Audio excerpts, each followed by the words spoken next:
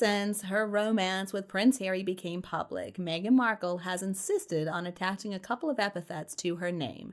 She keeps on claiming that she is a humanitarian and a feminist. Way back when she was still a working member of the royal family, this was how the biography on the institution's website, at her insistence, of course, described her. And ever since then, this is how she keeps on trying to portray herself. But now, right after Harry and Meghan's relaunch with the Sussex.com website, now we're getting Meghan's own very clear money-making endeavor. And let's ignore the good works and the feminism. Seems like now Meghan is wanting to portray herself as a homemaker. Through the rather clumsily named American Riviera Orchard, Meghan Markle plans to sell everything all the way from spoons and calligraphy pens to dog beds and bird feeders. And let's not forget some nut butters and jams too. When you read the full list of stuff that Meghan is planning on trying to sell, it's pretty hard avoiding coming to the conclusion that this is all Meghan. An all-encompassing lifestyle brand for people who want to imitate Meghan's stealth wealth look, as people are calling it. Filings at the U.S. Patent and Trademark Office also mention a wide range of goods that may be sold by Meghan, ranging from gardening forks and string glides, branded tote bags, blankets, cushions, yoga mats, spices, salsas, chutneys, dog collars, you name it. Other proposed items include stuff like servingware, tea and coffee cups, decanters, dinner services, matchbox holders, stationery of all sorts, and cookbooks, both online and in print. Some people are describing it as TIG 2.0, and it does seem to take up where Meghan's blog The TIG left off before she met Harry.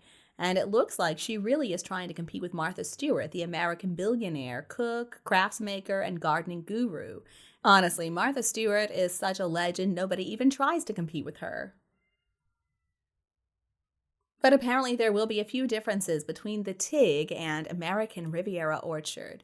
So the TIG definitely had this single girl vibe to it, and it was all about exotic mini vacations, afternoons filled with rosé wine and high heels. But her project is focused on moms. So what could be less carefree than a napkin ring, a guest book, or a table place card holder? All of which certainly speaks to a very specific kind of living. These are all items that Meghan is trying to sell under the trademark. An application at the U.S. Patent and Trademark Office shows that American Riviera Orchard could even one day open up physical shops, although sources claim initially this is just going to be an Instagram and website-based business. So the Instagram account, the website, and the online shop are all going to go live sometime very soon, probably early April. So what exactly can we expect?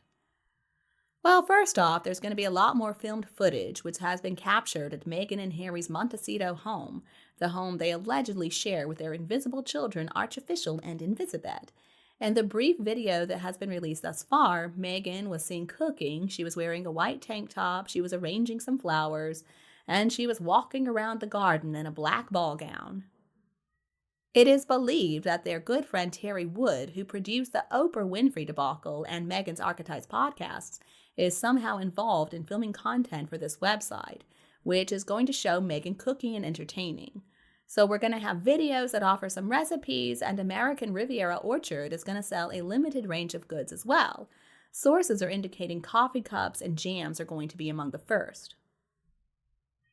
So in terms of food, Meghan loves to cook a roast chicken following the recipe of the famous American TV cook Ina Garten, also known as the Barefoot Contessa. Apparently this recipe involves basting the skin of the chicken with butter, and Meghan's also going to make some type of zucchini pasta sauce that involves cooking the vegetable for 4 hours until it's creamy, and also some grilled fish tacos.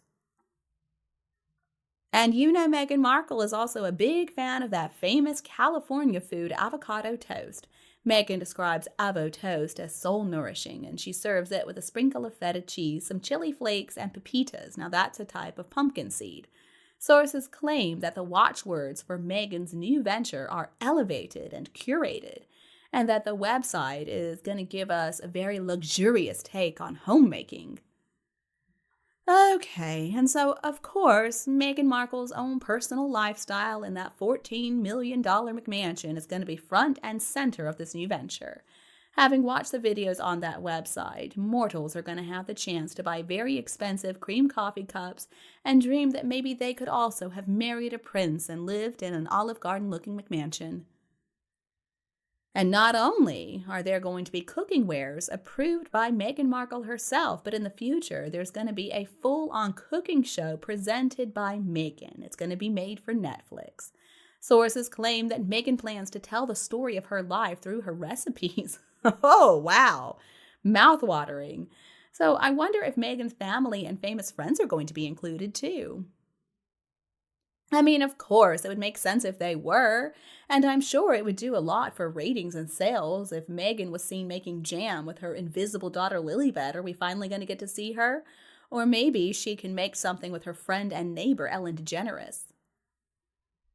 Consultant Rachel Richardson, she's a former Snapchat exec, and she said, "The reason Martha Stewart and Gwyneth Paltrow has crushed it is because they've let viewers into their most private spaces and shared their biggest secrets. Authenticity," she says, "is key in the lifestyle arena, and those that succeed tend to be willing to share their whole lives. Think about it. What do we not know about Gwyneth Paltrow?" She went on to say, in the Netflix documentary Harry and Meghan and the Oprah interview, Meghan let cameras capture some aspects of her private life. But to pull off a successful lifestyle show, she'll have to be prepared to swing the door all the way open. And according to Hollywood sources, Meghan has been inspired in this new business by three important women: Rachel Jackson, Chrissy Teigen, and Camila Alves. Now, Jackson is a multi-millionaire entrepreneur, and she started out small as a makeup artist, and then she started her own business through QVC selling makeup. Her commercial success is impressive, to say the least. And then Chrissy Teigen is the wife of that singer John Legend, and Alves is the wife of actor Matthew McConaughey. Now, both of those women have written some best-selling cookbooks, and they have released their own video lifestyle content to some acclaim. Incidentally, McConaughey shares a financial advisor, Adam Lilling, with Prince Harry, so they got that in common, I guess. But interestingly enough, so the owner of this whole American Riviera Orchard firm is not Harry and Meghan's existing Archwell. Instead, it's a whole new entity, Mama Knows Best LLC, based in Delaware, of course, because, well, it's better for businesses when it comes to taxes, I guess. And the mailing address is listed as the 5th floor Wilshire Boulevard address of Meghan's long-term lawyer, who is based in LA. So what can we make of all this? Well, I think the most important detail is that Mama Knows Best is not a part of Archwell. So this means there's obviously something going on with Harry and Meghan. There is a clear divide between their mutual philanthropic and commercial interests, which reside in Archwell, and this enterprise that Meghan Markle is doing all on her own. As the Instagram page for American Riviera Orchard notes, it is by Meghan, Duchess of Sussex, nothing about Harry. So it's looking like this brand separation of Harry and Meghan is in full swing, if not complete. Harry's got his Invictus Games and his Travelist, and now Meghan's got American Riviera Orchard. It's funny, though, because as much as Meghan claims to hate the royal institution, the branding on that new website looks very regal to me. There's a golden crest made out of the letters AR. I assume it stands for American Riviera, and that's how some people describe the stretch of Californian coast that includes their home in Montecito. So apparently, Meghan Markle got this whole idea way back in the pandemic when she began considering everything that she lost when she gave up the TIG. Now, she shut down the site in 2017, right before she and Harry announced that they were engaged. And then she did an interview with The Cut in 2022, and she said that she was maybe going to come back onto Instagram. But then, of course, that never happened, so we thought maybe that was not a serious suggestion. But then, back in April of 2023, Meghan Markle signed with the William Morris Endeavor agency, WME, and so this plan for her to get back on social media started to become a little clearer. Now, at this point, the Harry and Meghan docuseries and Spare had just come out, and their revelations, of course, were not very good for Harry and Meghan as people. They started being regarded as toxic, as complainers. And both Meghan and Harry were supposedly regretting that they had signed these tell-all deals right after Megxit. And remember, Harry said they had no choice because the family had cut them off financially when they left England. So Meghan's team at WME included Arya Manuel, Brad Slater, the rep and brand architect within the agency, and also Serena Williams' agent, Jill Smaller. And then in the months that came after, Meghan had a few meetings about brand partnerships, which would have been lucrative, and film production possibilities, although the Hollywood actors and writers' strikes made this impossible for months. But even though Archewell supposedly did obtain the rights to the rom-com Meet Me at the Lake, nothing else seemed to work out well. So then there was speculation that maybe Meghan was going to represent Dior. Well, obviously that was also a big fat lie. Instead, just building a business became the focus.